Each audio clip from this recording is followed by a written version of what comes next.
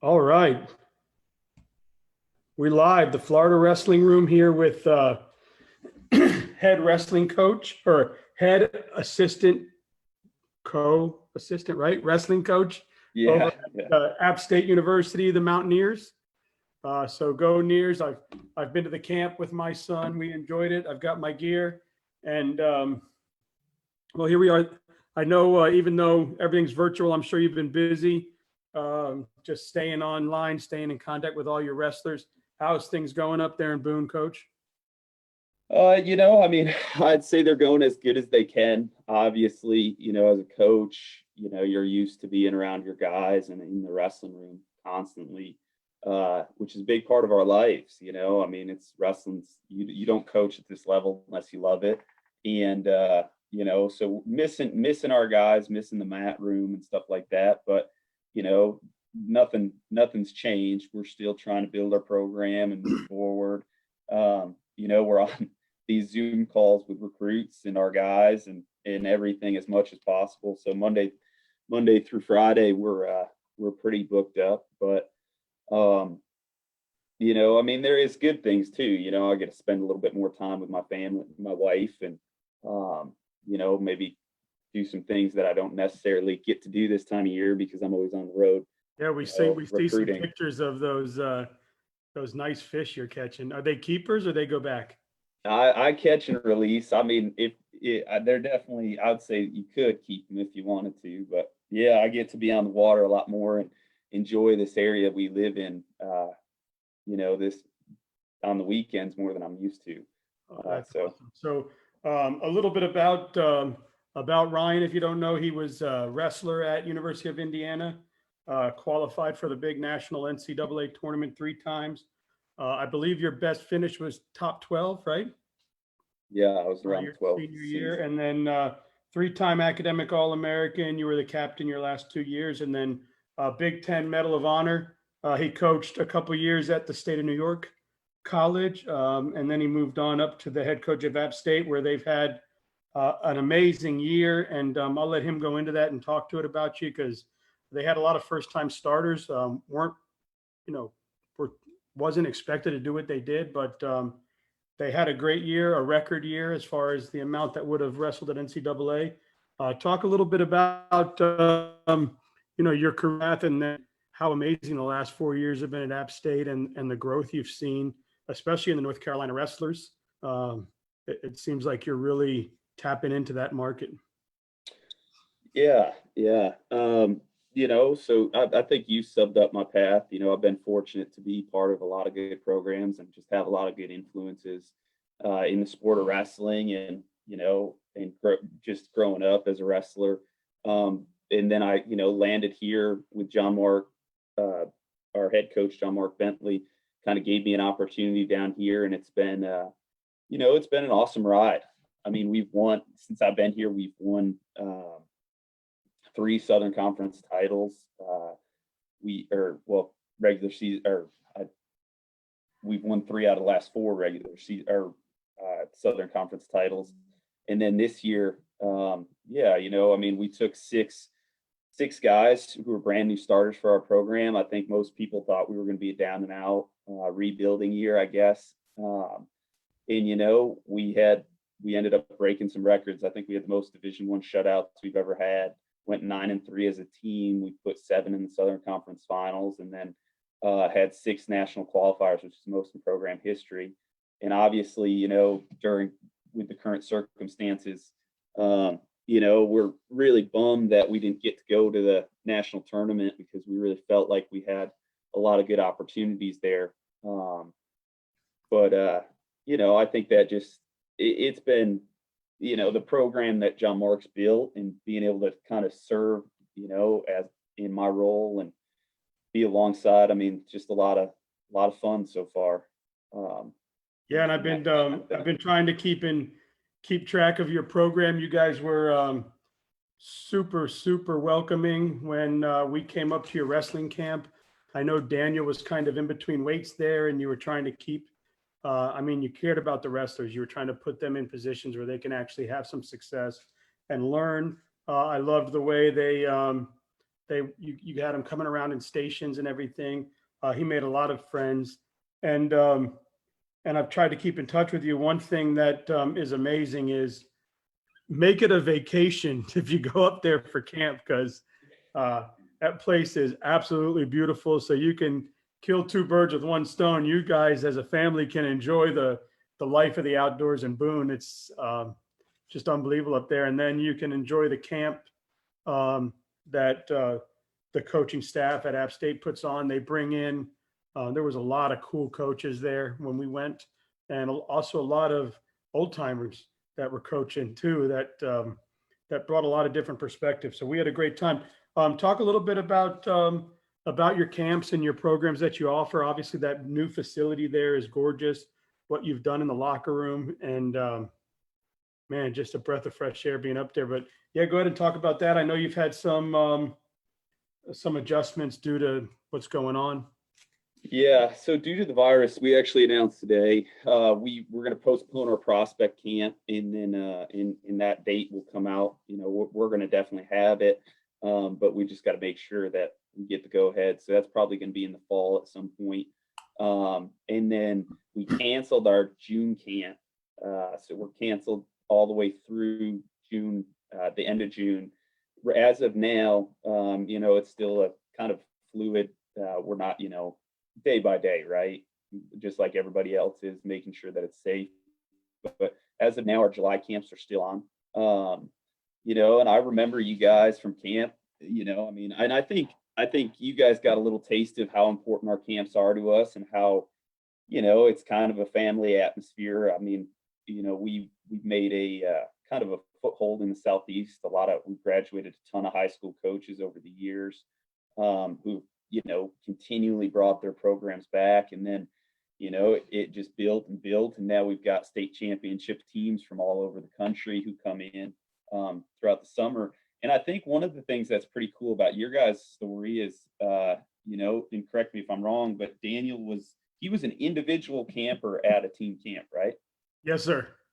Yeah. And so, I mean, to his credit, obviously those kids who don't come in with a peer group, we really want to make sure that they are taken care of, and, you know, we keep an eye on them to make sure that they socialize. And then once they get rolling, obviously it sounds like he had a great time and a good It's been great. experience. You put him with the team that he was on ended up winning their bracket or whatever they're in.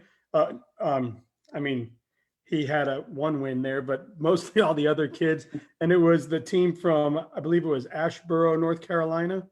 Oh yeah, yeah. And they have a real good program, a father and son coach, coaching dual. And it's been amazing because he has totally kept up with Daniel. He's followed him on Facebook. He spoke about how they go App State one year, then they go other camp, and they go App State one year. And he had reached out prior to all this COVID thing, and told us what camps he was going to this year, and if Daniel wanted to be a part of it. And so it was really a friendship that we made, and it was good stuff. And so I would say, don't be turned off if you don't have a team. If you have an individual kid that just doesn't have a team, they're not going to turn him away. They'll just fit him on a team and put him there. So if the dates don't work on the individual one, but they work on the team one, go.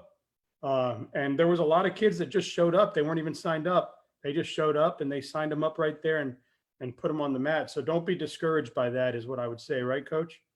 Yeah, absolutely. I appreciate you kind of touching on that. And I think that's just a testament. A lot of our graduates, you know, coach high school wrestling now and bring their teams back. So, you know, and they have ties to the camp because they worked it while they were in college. And, you know, it's just been something that's passed down. And I'd say the other thing is a lot of our decisions have been made by those high school coaches who come every year.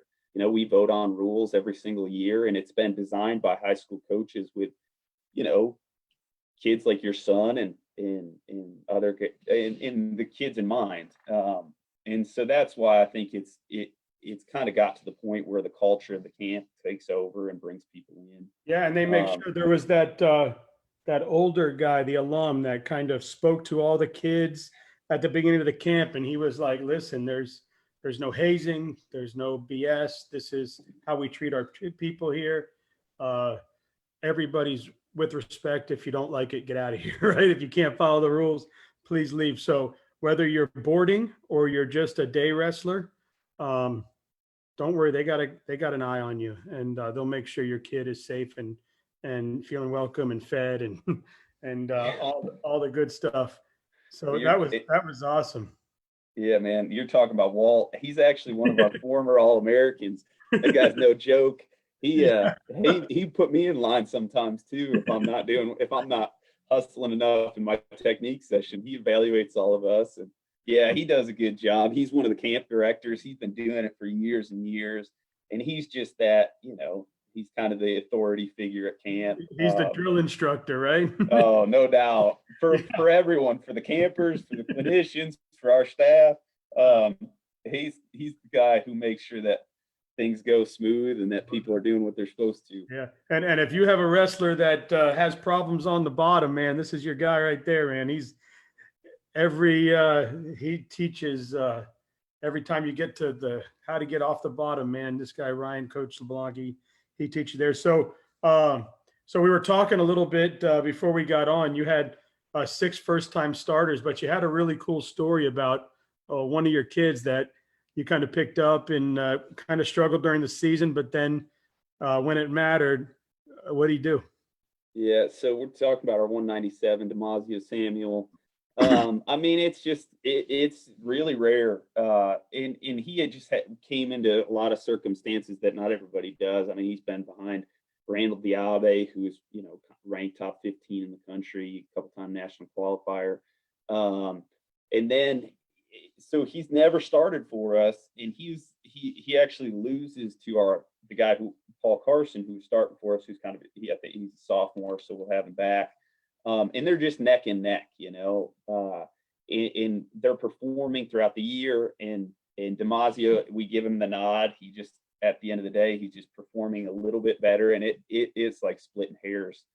And he gets his opportunity with like a month left in the season and wrestles 2 dual meets and then the conference tournament. And so and then he goes on to win the conference tournament. He avenges a loss in the semis. I think he went in as the 3 or 4 seed, but he wins the Southern Conference tournament, and it's the first tournament he's ever won in college. The guy's only started for 30 days. Talk about taking advantage of an opportunity, huh? Yeah, absolutely. And he owned it. I mean, it wasn't even close. If you look at his scores, he beat, I think, 2 kids who beat him in the past, and then just really performed well and kind of had that breakout moment for him, which was cool to be part of, Man, that's great. And then you guys had actual 4 that won that SoCal this year, and then 6 onto the NCAAs. That was a record year. That's a record amount of kids for your program, right? Yeah. That's so we had 6, which is the most NCAA qualifiers we've had in our program's history. And like you said, I think a lot of people thought that this was going to be a down year for us. We graduated 6 starters out of last year, the year before's lineup. And so we're starting 6 new faces. And for us, I think our coaching staff, you never know, but you have a good feeling. I feel like we just have a really good culture in this program right now, and things have been moving at a good pace, but we're able to replace those guys and really not skip a beat. Like I said, we had a great regular season, and then I really feel like we're just coming into our own because we're taking a lot of kids who are just, it's their first chance, first opportunity, and they were really pumping on all cylinders, building confidence at the end of the year. Like our, 149 John Milner's first time starter, I think he ranked 18th in the country, only had 4 losses on the entire season.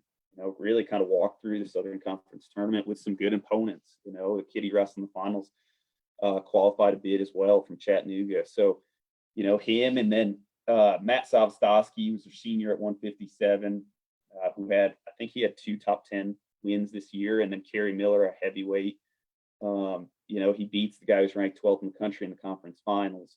Wow. So, yeah, so we just had a lot going for us, and really, I think it's just a testament to the culture we've got right now, where you can people think you're going to fall off, and you're able to stay consistent. And I'd say one thing that kind of speaks to that probably not a lot of people know is we only had two kids leave our program. Both kids left, I think, 2 weeks into the summer. And it was one of those things where they're like, they're working summer camp. They're like, this isn't for me. And they were going to try out for our team, but we retained everybody else, That's for awesome. the most part. So What I would say to you before I get into like my 10 questions and stuff, um, why App State Wrestling? So if kids are out there listening to Coach LeBlanc right now, and they haven't chose a school, they're at the level of what App State recruits. Two things: what type of kid are you looking for, as far as obviously wrestling culture wise, academic wise, and then if they're in between your school and another school, why App State, other than just say the word Boone? But other than that, go ahead. I'll give you the floor for a couple minutes. Yeah. So I think the biggest thing for our program is the development process. I think as a coaching staff, we pour a ton of time into developing our student athletes. And if you look at you just got to look at our track record. We're really good at taking kids. And the kids who graduate from Appalachian are significantly better wrestlers than they were coming out of high school. Look at our national qualifiers this year. Matt Salstowski never placed in the state tournament in New Jersey, ranked top 20 in the country. John Milner won one state title in North Carolina. That's ranked 18th in the country as a sophomore. Thomas Flitz never won a state title in North Carolina. Top 20 guy, qualifies for the national tournament as a junior. And so, and that goes on and on. You look at our most recent All-American, Denzel Dejournette. He's an All-American 2 years ago. He never won a state title in North Carolina. And so we really believe in the development process. And we've got a lot of history to back that up. And then the other thing is, and especially as far as what we're looking for the all-around student athlete. Typically our best wrestlers are our best students. For example, our 57-pounder, he's going to be a veterinarian. The kid's got like a 3.4, 3.6 GPA. He's a biology major. Our heavyweights, he's a business major, which is one of our strongest programs. Those guys were on track to be academic All-Americans. And so that's some good stuff there, right? Yeah. And culture-wise, I think when you get around our guys and when we get kids on campus, obviously, like you said, this place sells itself. I think it's one of the most unique campuses in the country as far as location and environment. And then you don't need a car, you don't need transportation, you don't need anything. The school sits right in the middle of their downtown. You walk right up the back of the gym, and you're at the bookstore, which is a block from the street where you can get a bagel. Yeah. So, yeah, that's exactly right. Really good. Well, I appreciate you touched on that, and I'm going to ask these 10 questions real quick. But first thing is, match your personal wrestling match that sticks in your head as one that you're like, wow, that really made a difference, or made me believe, or one that's the most memorable for you. Oh, that's good. I always go back to two matches. I guess if I had to pick one, it's probably my senior year.